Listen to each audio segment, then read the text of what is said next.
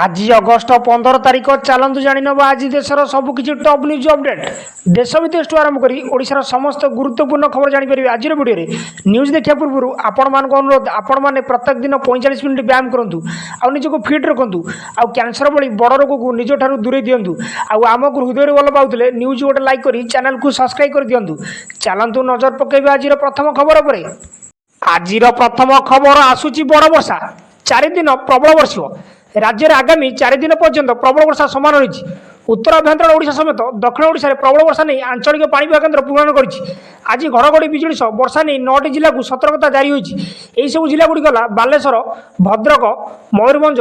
केन्दुझर सुंदरगढ़ जाजपुर केन्द्रापड़ा झारसुगुड़ा और संबलपुर को yellow alert जारी कराई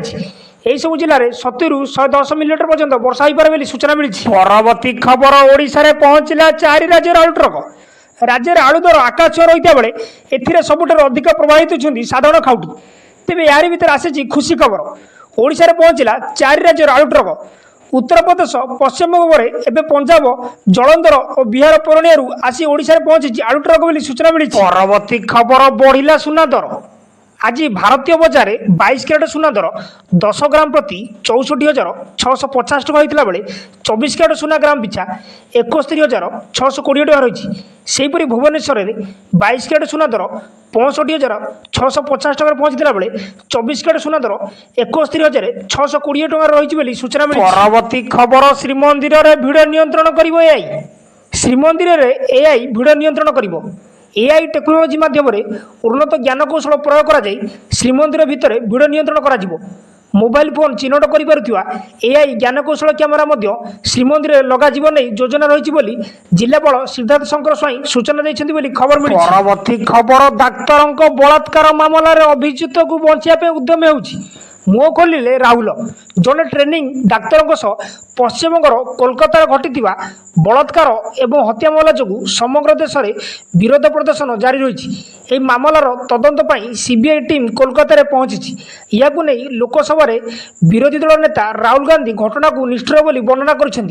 एक्स रे पोस्ट कर लिखिं कोलकातार जड़े जूनियर डाक्तर को बलात्कार और हत्या घटनार भयानक घटना द्वारा समग्र देश स्तब्ध हो तांको प्रति कराइथिबा निष्ठुर तथा अमानुषिक कार्य स्तर सामना को आसी जो डाक्तर एवं महिला मानक मध्य असुरक्षितार भावना सृष्टि होइछि बोली सूचना मिली। परवर्ती खबर बढ़िला पांडियान अड़ुआ तांको विरुद्ध रे थाना रे थिला बीजेडी पूर्वतन नेता तथा 5T सचिव कार्तिक पांडियान नाँ थाना रे थिला आईनजीवी सुधीर कुमार महांती पक्षर कैपिटल थाना रे एतला दायर होइछि अर्थ तोषारपात एवं विपुल कला टंका को धड़ा करने नहीं अभियोग होइछि सेहीपरि खଣି माफिया ठारू कोटी कोटी टंका लाच नेबारे मध्य अभियोग होइछि एसहित एकाधिक कंपानी को अनुकंपा देखा सरकारी चाकरी समय क्षमतार दुरुपयोग कर हेलिकप्टर चारिड़े मन इच्छा बुलवा आदि गुरुत्व अभियोग एतलारे दर्शाई आईनजीवी सुधीर चरण महांती बोली सूचना मिली। परवर्ती खबर महात्मा गांधी मार्ग में सुरक्षा कड़ाकड़ी सकाल 9टार पताका उत्तोलन करेंगे मुख्यमंत्री सुरक्षा बल में महात्मा गांधी मार्ग राज्यस्तरीय स्वाधीनता दिवस पालन पर भुवनेश्वर महात्मा गांधी मार्ग में सुरक्षा कड़ाकड़ी सकाल 9टार महात्मा गांधी मार्ग में पताका उत्तोलन करेंगे मुख्यमंत्री मोहन चरण माझी पताका उत्तोलन कर राज्यवासी को उद्बोधन देवापर मिलित प्यारेड में अभिवादन ग्रहण करेंगे सूचना मिली। परवर्ती खबर आईन मंत्री चेतावनी खोल समस्त हाई प्रोफाइल हत्या मामलार फाइल स्कान में बड़ बड़ बीजेडी नेता पुणी चर्चा रे बीजेडी सरकार समय रही हत्याकांड घटना कारण नुआ सरकार पुराना फाइल खोलिया जाउछंती समस्त हाई प्रोफाइल हत्या मामलार फाइल खोलिया नहीं चेतावनी देछंती आईन मंत्री पृथ्वीराज हरिचंदन स्कान रे अछंती बड़ बड़ बीजेडी नेता सेपटे पुराना मामलार तदंत सरकार इच्छाधीन बोली कहउछंती बीजेडी सरकार समय चर्चित घटना को नहीं पृथ्वीराज हरिचंदन वक्तव्य पर नेता मन में छनका बसी चर्चा को फेरी बीजेडी सरकार समय हत्याकांड बोली सूचना। परवर्ती खबर बालेश्वर सांसद प्रताप षडंगी प्रचेषा